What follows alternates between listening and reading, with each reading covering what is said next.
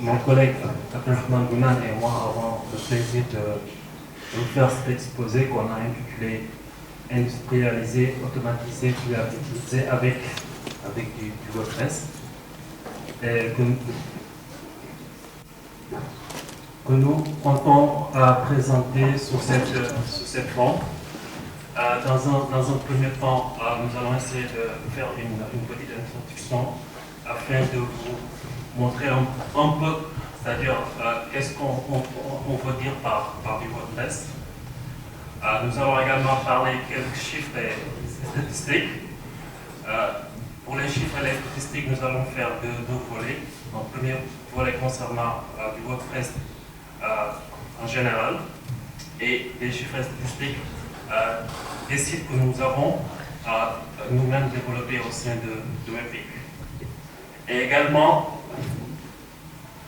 nous allons, parce que lors de la présentation des chiffres et statistiques, vous allez voir qu'il y a des statistiques que je dirais, que j'oserais dire monstrueux, et c'est pourquoi nous allons vous montrer comment on fait pour avoir, c'est-à-dire des audiences par exemple grandioses et qui tiennent sur des WordPress. Et c'est pourquoi nous avons essayé de créer un concept, ou bien un mot, ossements, sur lesquels nous pensons ce sont les quatre mots-clés de succès des sites web qui tournent autour du WordPress. C'est l'optimisation, la sécurité, le monitoring et l'agilité, c'est-à-dire l'équipe, tout ça, comment ça marche, l'organisation. Puis enfin, nous allons faire une démo. La démo que nous allons faire, c'est le rituel quotidien de nos projets au sein de Webpick. Voilà. Ainsi, pour vous dire, je pense que la majorité ici connaît c'est quoi du WordPress. D'accord. Donc, quand on parle de WordPress, c'est un CMS, Content Management System en anglais, ou bien un système de gestion de contenu en français. C'est un CMS qui est dédié le plus souvent pour des sites de médias. Et quand on parle de sites de médias, on peut donner des exemples comme ici au Maroc, comme Express, je pense même Média 24, les sites info, je pense que les sites info, si je ne me trompe pas, c'est du WordPress, mais c'est à vérifier.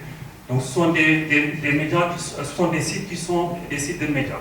La plupart, il y a des rédacteurs qui sont derrière, qui écrivent, et il y a des millions d'utilisateurs qui suivent, et notamment lors des événements, comme par exemple des matchs de foot, et ainsi de suite. Donc c'est ce qui fait qu'il y a des fortes audiences dans ces sites web. Et WordPress, à un moment, est devenu contournable pour ces types de sites.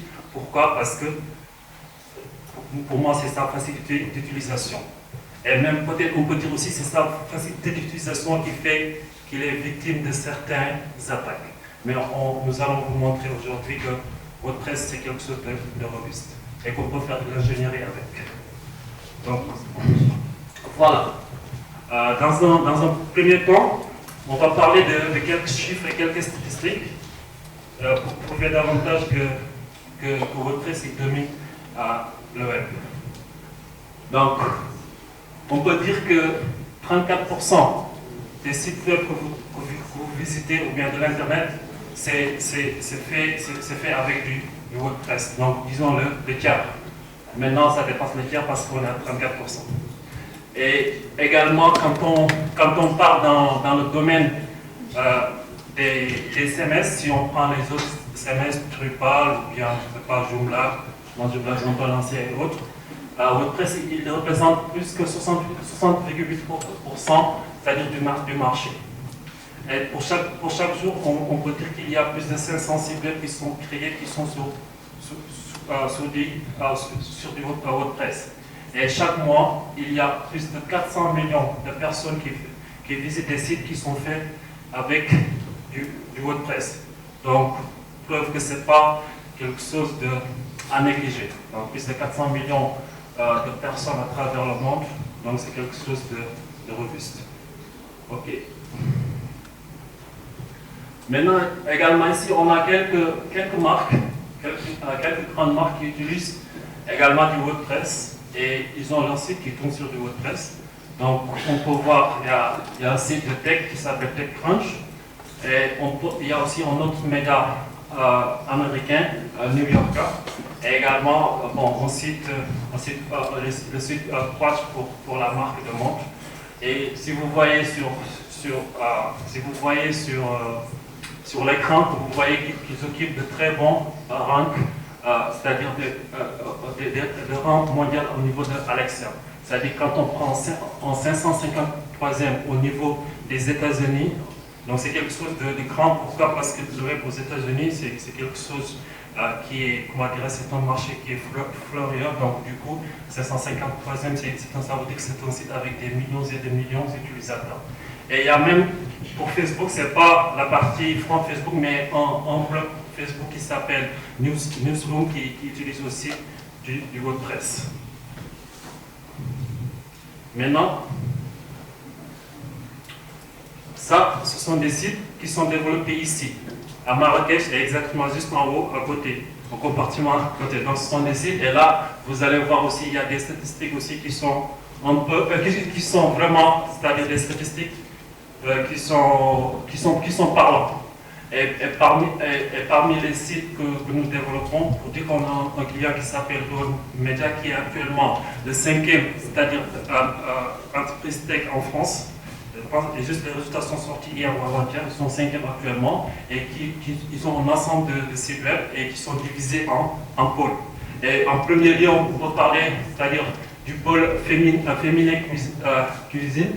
Ces chiffres-là, ce sont des chiffres mensuels, c'est-à-dire par mois. Et donc, du coup, c'est-à-dire pour le pôle féminin cuisine, on a 9 millions de visites par mois. Et ce pôle-là, il fait partie des top 10 des médias féminins en France. Comme nous, on a Marie-France, on a Bi, on a Gourmand, on a Féminin. Donc, si vous cherchez sur Internet, automatiquement, vous allez les trouver parce qu'également, on a un très bon, c'est-à-dire on a un très bon Google Rank également. Donc, du coup, vous allez automatiquement les trouver. On a 9 millions de visites par mois pour ce pôle. Il y a aussi le pôle maison et jardin qui sont constitués par les sites Maison et Travaux, Mon Jardin et Ma Maison, le journal de la maison, le journal des campagnes de décoration. Donc, du coup, là aussi, on a 2,1 millions de visites par mois et qui est, c'est-à-dire le second en France. On a également le pôle homme, c'est-à-dire auto et sport, qui sont constitués par les sites Automoto, le site F1i et les sites de sport. Donc Football 365, qu'on a ici Football 365, Sport 365, Rugby 365. Et pour ces sites, on a 11,7 millions de visites par mois. Et ce qui fait un total de 22,8 millions de visites par mois. Et cela représente, vu que la population française est environ 66 millions d'habitants, donc ça représente un Français sur 3, je dis bien un Français sur 3 visites par mois, un des sites qui ont été développés ici à Webpick. Donc c'est un chiffre pour moi qui est flatteur pour la société Webpick. Donc voilà, ainsi. Pour continuer également, on pourra toujours parler sur les chiffres. On a 8,5 millions de visiteurs uniques aussi par mois. Ce sont des visiteurs uniques qui sont uniques. Et on a également 114 millions de pages qui sont des pages vides et aussi qui est représenté 70% le mobile. Juste pour voir la croissance entre 2017 et 2018, parce que ces chiffres sont les chiffres de 2018, on a par exemple sur les visiteurs uniques, on a plus de 97%, c'est-à-dire par rapport à l'année 2017. Donc ça veut dire que presque 100%, c'est-à-dire on a une hausse de plus de 100%. Il y a également plus de 33% également sur le nombre de pages vides par rapport à juin 2018. Maintenant, l'autre point c'est quoi? C'est-à-dire, vu ces chiffres, on se pose forcément la question de savoir comment au sein, c'est-à-dire techniquement et aussi du côté fonctionnel, comment on a fait pour en arriver là. Et la suite de cet exposé. Et ça, ce n'est rien d'autre, ce n'est pas du job, c'est juste au niveau technique et exactement concernant les 4 mots de succès qu'on a parlé à l'introduction. Qui se rappelle de ces 4 mots qu'on avait dit et qu'on avait nommés en ce moment?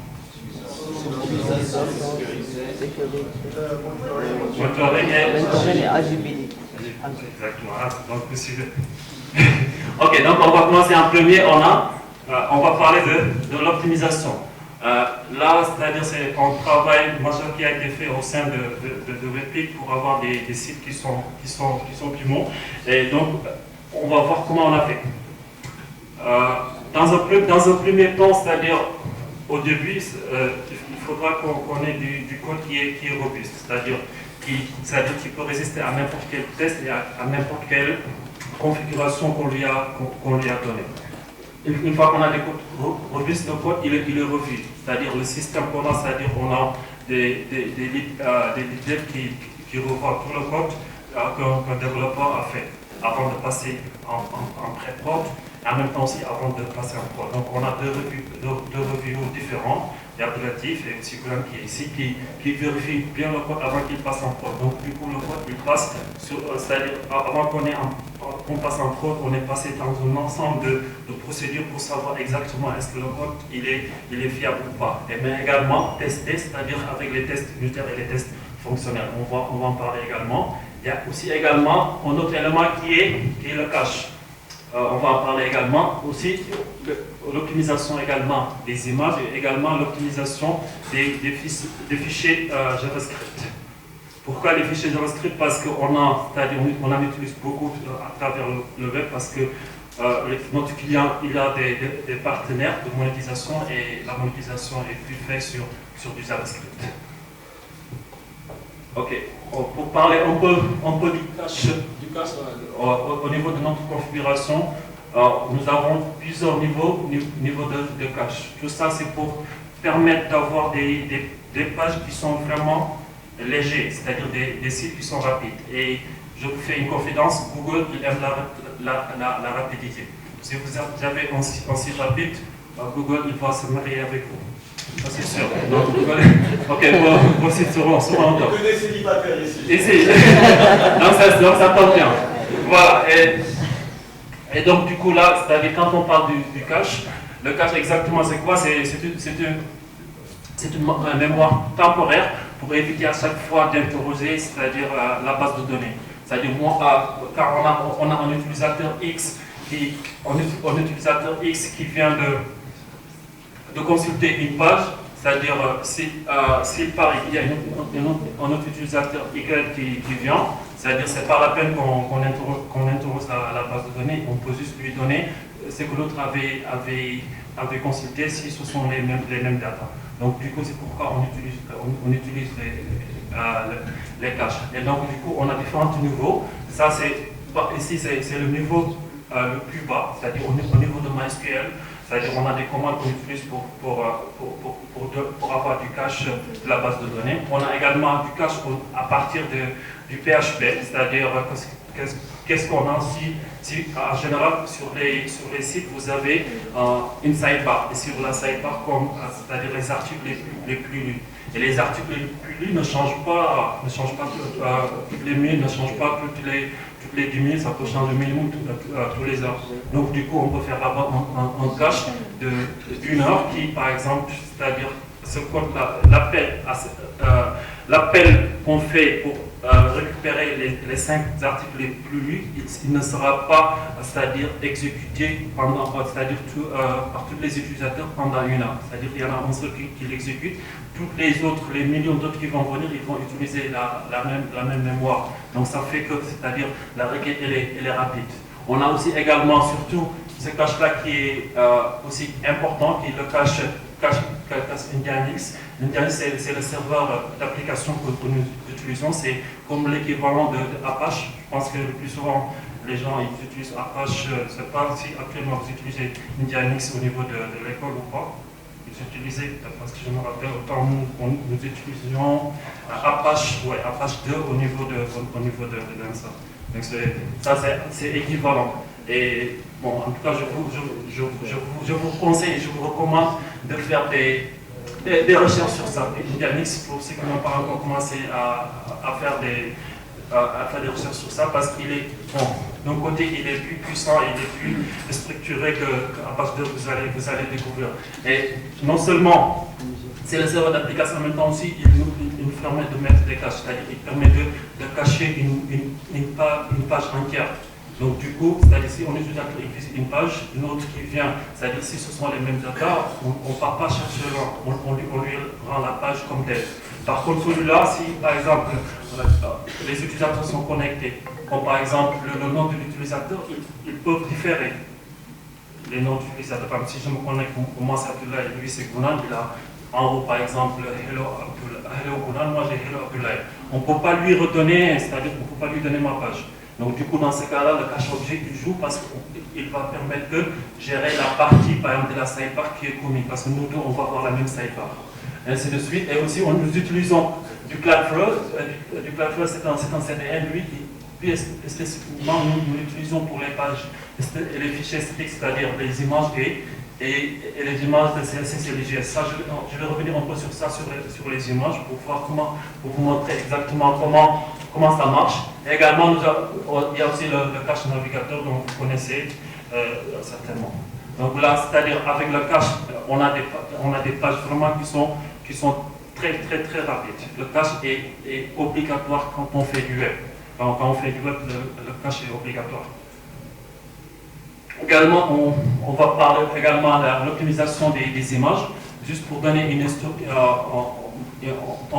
petite historique concernant les sites web. Je pense qu'en 2016-2017, les sites ont été, parfois on avait quelques soucis parce que les sites étaient un peu lents, tout ça. Donc du coup, on a dû faire un travail de fond sur les images et spécialement sur la compression des images. Pourquoi la compression des images? Parce que le rédacteur qui est au niveau du back-office, lui, c'est-à-dire il prend l'image, n'importe quelle image, il la bloque. Vous voyez? Et nous, en front, c'est-à-dire l'image, si elle pèse 2 mégas, 3 mégas, c'est-à-dire en front, on peut avoir les 2 mégas, 3 mégas. Donc du coup, c'est-à-dire 3 mégas, c'est trop lourd, par exemple pour un utilisateur en front, et notamment pour ceux qui ont des téléphones mobiles. Vous voyez, donc du coup, le travail qui a été fait, c'est toujours, donc je reviens toujours sur le serveur d'application, Nginx, donc toujours, je répète encore, vous pouvez bien chercher et voir ce que ça fait exactement, il faut commencer à faire des tests. Mon collègue Gounan, il va faire un test sur ça, donc vous allez voir. Et nous allons sur du Nginx et du Cloudflare. Au niveau des Nginx, on peut faire, c'est-à-dire des commandes qui nous permettent de compresser les images. Donc du coup, si on avait une image qui faisait 3 mégas, si elle est compressée, on peut avoir, c'est-à-dire moins de 1 méga. Donc on gagne beaucoup. On gagne plus de 200% en termes de chargement de la page. Et également, il y a le CDN. Il a un utilisateur qui s'appelle Polish, également il fait de la compression des images.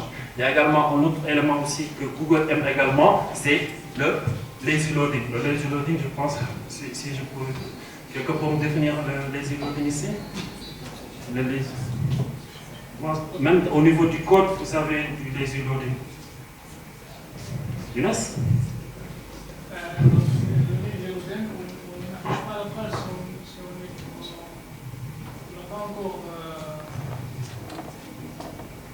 Encore arrivé à la partie du page qu'on va charger. Donc si on a une page qui contient 10 images, donc à première vue, on voit que les 4 premières images qu'on voit. Si on scroll, on charge les autres pages. Donc on ne charge pas toutes les pages dans la première vue. Exactement. Voilà, donc c'est ça, c'est-à-dire le lazy loading, c'est juste une autre technique qui permet d'afficher, c'est-à-dire si on voit seulement la partie où on est, c'est-à-dire en scrollant, on n'a pas besoin des images qui sont pas dans le footer tant qu'on n'est pas encore arrivé. Donc, quand on scroll petit à petit, à chaque fois qu'on scroll, on nous affiche que les images exactement que nous avons besoin. Et si vous voyez sur le web, vous trouvez presque tous les sites sont sur du lazy loading. Si le site n'est pas en lazy loading, il est pénalisé automatiquement par Google. Et donc aussi, il y a un autre élément aussi sur lequel on a dû travailler ce sont les formats d'images. Par exemple, en En France, si tu as un compartiment qui est en 300 x 200 de size, c'est pas la peine de mettre une très grande image qui est de 300, non, qui est de 1500. Donc il faut avec du WordPress, il y a une fonction image size qui permet de donner, c'est-à-dire des différentes formes, c'est-à-dire pour une seule image uploadée, tu peux générer plusieurs sizes d'images qu'on désire. Donc avec ça aussi, on gagne parce qu'une image de 300 x 200, elle est moins légère qu'une image de 1000 x 500 qu'on a réglé avec du CSS, et en même temps également, l'image n'est pas pixelisée. Okay. Toujours dans l'optimisation, aussi on a du travail également avec du JavaScript parce que comme j'ai dit tout à l'heure, nous utilisons beaucoup de JavaScript. Surtout, c'est-à-dire côté fonctionnel, on en a, et également le client aussi, il a beaucoup de partenaires comme DFB ou bien ce sont les partenaires de monétisation, ce sont les pubs en général. Donc ce sont les pubs qui permettent de payer les sites. Et surtout, le truc sur lequel on a travaillé, j'ai pas noté la partie d'optimisation de code. Par défaut, le code il doit être optimal, mais en même temps, après ça, c'est-à-dire on parle de minification. C'est-à-dire ce sont des notions qu'il faut aussi dans le web pour avoir des sites qui sont légers. Il faut comprendre la notion de minification. La notion de minification, c'est quoi? C'est-à-dire quand vous avez une fonction, c'est-à-dire réduire la taille, c'est-à-dire la taille des fichiers, on les réduit, c'est-à-dire en optimisant, pas en optimisant le code, mais en écrivant le code d'une certaine manière et en enlevant les éléments qu'on n'a pas besoin, comme par exemple cet exemple-là. Nous avons des commentaires ici, les commentaires sont enlevés, donc imaginez combien on gagne. C'est-à-dire il faut voir, c'est-à-dire le web même, c'est-à-dire une opération qu'on fait pour gagner en tout petit chouïa, c'est important. Pourquoi? Parce que ce tout petit chouïa, il est utilisé par plus de millions. Donc, quand on chouïa que tu multiplies par des millions, à un moment, tu vas avoir 1 million. Donc, toujours l'optimisation, il doit être fine au niveau du web. Donc, il faut rien négliger au niveau des optimisations. Donc, du coup, voici une différence entre les deux. C'est-à-dire, ça, c'est un code qui n'est pas minifié. Celui-ci, il est minifié. Et exactement, vous voyez la différence. Quand vous faites le rapport, vous trouvez un pourcentage énorme d'optimisation. Et aussi, on a également travaillé sur la concaténation des fichiers. Au lieu d'avoir plusieurs fichiers JS, parce qu'il y a un développeur X qui va développer sa fonctionnalité avec un fichier et l'autre qui travaille avec un autre fichier, et ainsi de suite. On a fait ce qu'on appelle les concaténations pour réduire le nombre de fichiers. Et aussi, quand on réduit le nombre de fichiers, là aussi, on gagne en termes de vitesse. Et également pour ces deux éléments, il existe, pour minification, il existe des outils pour pouvoir minifier des fichiers JS. Pour concaténation, il existe également des plugins. Nous, on utilise un plugin qui s'appelle Concat.js, Concat.css pour concaténer, pour faire la concaténation. Là, on parle un peu de sécurité. Pour la plupart des gens qui attaquent WordPress, surtout, ils l'attaquent sur cette partie. Ils disent en général, les sites WordPress ne sont pas des sites qui sont sécurisés.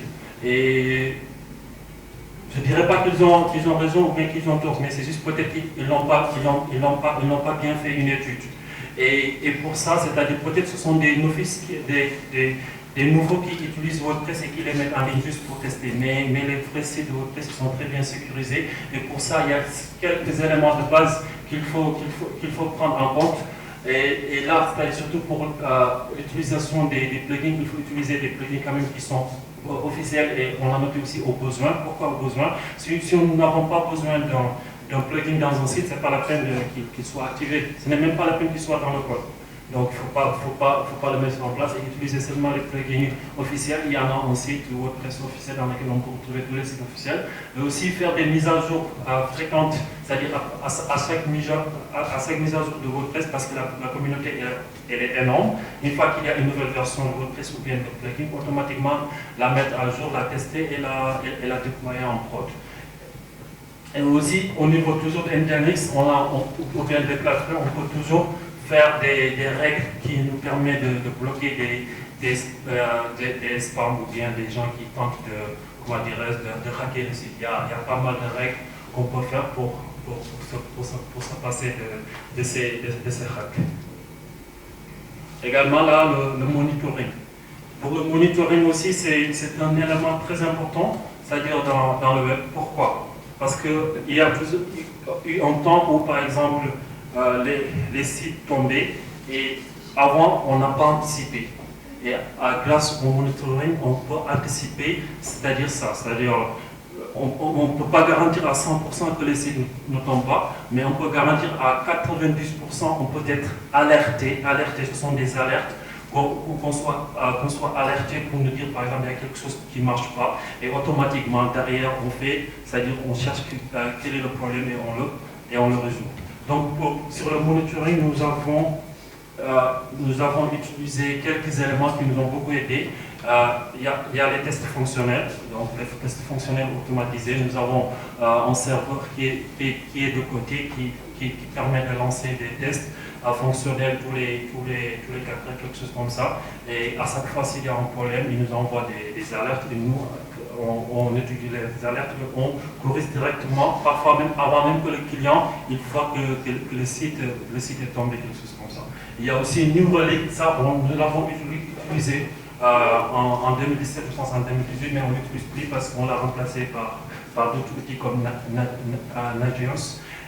Lui également, c'est pareil, il permet de gérer partie serveur et partie front. Nous utilisons également Nagios. Lui, il gère spécialement côté serveur, je vais revenir sur ça. Et également, il y a les sondes de l'hébergeur.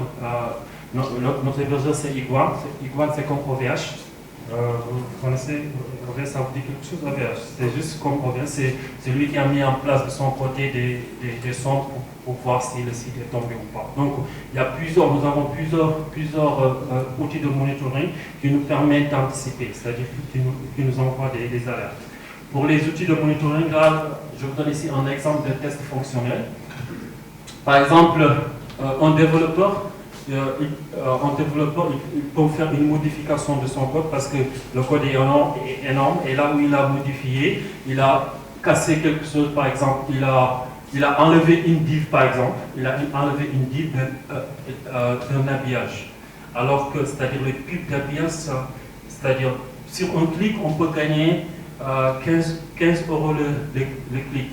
Imagine pendant tout un week-end, c'est-à-dire le site n'a pas eu d'habillage. Combien d'argent il perd? Ouais. Donc du coup, là dans ce cas-là, c'est-à-dire qu'on a mis en place un système qui nous permet d'alerter, qui nous envoie des alertes.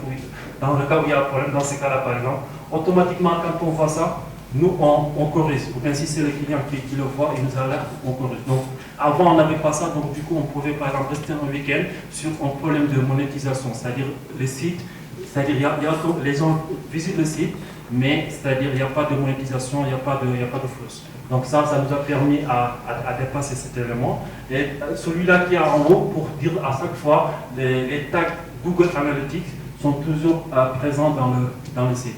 Et dans le cas où c'est-à-dire il y a une erreur, on reçoit un truc qui est rouge. Là, c'est l'autre outil là aussi dont je vous ai parlé tout à l'heure, c'est Nagios. Lui, il nous permet de monitoriser surtout la partie serveur. C'est-à-dire si le load, c'est-à-dire si le serveur est trop chargé, c'est-à-dire si par exemple il y a une IP qui tape, c'est-à-dire des requêtes fréquentes dans le serveur. Je ne sais pas si vous avez entendu parler de DDoS attaque. Donc par ces genres de trucs, automatiquement, par exemple, les sites peuvent tomber. Et nous, avant que les sites tombent, on reçoit des alertes. Automatiquement, on sait qu'il y a quelque chose qui ne va pas. Ça, ce sont des warnings, c'est pourquoi c'est jaune. Mais c'est-à-dire, quand il y a, par exemple, une URL qu'on ne peut plus accéder, on a automatiquement un truc rouge et automatiquement, on prend le relais pour corriger le souci. Donc ça, c'est surtout, et également, côté RAM, si la RAM est très utilisée, côté disque dur également, si les disques durs sont pleins, également, on est alerté. Ok, cette partie-là, c'est la quatrième partie, c'est l'agilité. Surtout cette partie, c'est certes que avoir une technique c'est très bien, mais c'est-à-dire comment utiliser cette technique, c'est ça qui fait parfois la différence. Même s'il y a la technique, tout ça, s'il n'y a pas une façon organisée, on a du mal. Et c'est pourquoi on utilise l'agilité, surtout avec la Scrum. Forcément, les ensayistes, je pense qu'ils savent ça. Si je me rappelle du temps, on avait fait ça, je pense, ouais. Donc, du Scrum. Et comment ça fonctionne exactement? C'est-à-dire, les lundis, on fait ce qu'on appelle les sprint meetings pour pouvoir, c'est-à-dire, établir les tâches à faire cette semaine ou bien dans une semaine ou bien dans 2 semaines. Et une fois qu'on a établi les tâches, on sait exactement, c'est-à-dire pour chaque tâche, on voit, c'est-à-dire quelle est la durée que ça va faire et on estime. Et à partir du mardi jusqu'au vendredi, chaque matin, on fait ce qu'on appelle les stand-up meetings. Les stand-up meetings, ils permettent à chaque membre de l'équipe de communiquer. C'est-à-dire, nous ne sommes pas dans un endroit où chacun il est dans son coin en train de coder, mais il y a la communication. On communique, chaque matin on communique. Et aussi, si quelqu'un il est bloqué sur quelque chose, c'est-à-dire il expose son problème et en groupe, en équipe de 10 ou bien 12, on essaie de voir si quelqu'un a déjà rencontré ce problème et automatiquement il est débloqué. Donc on fait tout pour qu'il n'y ait pas de blocage. Et également on fait des rétrospectives meetings, c'est après la fin du sprint, c'est-à-dire d'une semaine ou bien 2 semaines, on voit ce qui a été fait et ce qui n'a pas allé, tout ça. Et ces 3 éléments-là que j'ai cités tout à l'heure, elles nous permettent vraiment d'avoir, c'est-à-dire de la flexibilité sur les projets. C'est-à-dire, on n'a pas de problème, sincèrement. S'il y a une tâche, elle peut être faite automatiquement. Même le développeur, on peut lui switcher de tâche. Pourquoi? Parce qu'il y a une communication. Pourquoi également? Parce qu'on essaie de développer un esprit d'équipe au sein de l'équipe. Il y a également, toujours dans l'organisation de travail, on parle également du tracker. Le tracker, c'est un outil de reporting, c'est-à-dire de reporting qu'on utilise quotidiennement, en même temps aussi avec les clients. C'est notre outil de communication avec les clients pour gérer les tâches. C'est-à-dire les tâches sont sous forme de tickets. Et pour chaque ticket, le client il exprime ses besoins. Et le développeur, c'est là-bas où il communique avec le client. Et en même temps, c'est là-bas où il estime le ticket. Et en même temps, c'est là-bas aussi où ils disent que le ticket il est passé en pré-prod ou que le ticket, il y a des soucis sur le ticket. Et ceci, surtout, nous permet d'avoir quelque chose c'est-à-dire on a un aperçu global du projet sur lequel on travaille. Là, c'est un exemple réel que nous avons fait, c'est-à-dire c'était un site multilangue qu'on a développé pour notre client Rewood, mais pour son client de Dubaï. Donc c'est un site qui était en anglais et en arabe. Et exactement voici. C'est-à-dire actuellement, au jour que nous sommes capables de dire que, c'est-à-dire sur ce projet, on a passé par exemple 910 heures par exemple. C'est un chiffre qu'on connaît. C'est-à-dire chacun il a mis son temps. Et que par exemple pour la partie front, ça a pris 315,22 heures. Et pour la partie front, on peut savoir la partie intégration graphique, combien de temps il a fait, et la partie et le développement fonctionnel, combien de temps il a fait. Donc du coup, ceci, qu'est-ce qu'il nous permet? Il nous permet surtout d'avoir une visibilité sur un nouveau projet. Par exemple, si dans quelques temps, on a notre client qui veut la même chose, on sait exactement combien de temps il va faire le projet, donc on a un chiffre à lui communiquer directement, et exactement on peut savoir qui sont les ressources, c'est-à-dire les développeurs et les chefs de projet qui vont être dans le projet, et combien de temps ça va les prendre. Donc du coup, voilà, c'est-à-dire ça, c'est notre organisation. Et bon, voilà, tout ça, c'est-à-dire tous ces éléments-là nous ont permis d'avoir vraiment de très bons résultats. Et exactement pour dire, c'est-à-dire, on a des sites qui assurent de fortes audiences. Par exemple, il y a actuellement la Coupe du monde de rugby, actuellement qui se passe au Japon. Nous avons développé pour le client Orange, nous avons développé, c'est-à-dire le site spécialement dédié pour Coupe du monde de rugby. Donc si vous allez dans le site orange.fr, vous allez voir l'URL vers les éléments. Et pour vous dire la première semaine, parce que il y a des lives lives commentés. Et pour les lives, il y a combien? Il y a beaucoup, il y a des milliers d'utilisateurs qui sont en live. Donc nous avons des situations d'urgence. Et écoutez, parce que comme je disais tout à l'heure, si les sites sont rapides et les sites sont clean et ils sont bien structurés, c'est-à-dire c'est quelque chose que Google aime. Donc nous avons des sites qui sont très bien référencés. Nous avons un très bon taux de rebond dans les sites. C'est quoi un taux de rebond? C'est que quand on développe un site, on doit, c'est-à-dire avoir des utilisateurs. Mais un utilisateur qui vient, il ne doit pas quitter. Si le site est lent, il vient, il est frustré, il repart. Mais si le site il est rapide, il peut visiter par exemple 5 pages. Et plus qu'il visite de pages, plus que l'argent entre, plus que Google il aime. Donc du coup, ce sont des éléments qu'il faut prendre en considération. Et nous avons des sites qui ont de très bons taux de rebond. Et donc également des sites web qui sont très bien qui sont très bien monétisés. Donc il y a de la rentabilité sur les sites. Donc voilà, grosso modo, c'est exactement cette philosophie qu'on a mis en place au niveau de Webflix pour avoir, c'est-à-dire pour pouvoir gérer des sites de forte audience. Voilà, et je vous laisse avec mon collègue Abdelrahim Bounan pour la partie démonstration à vos papiers.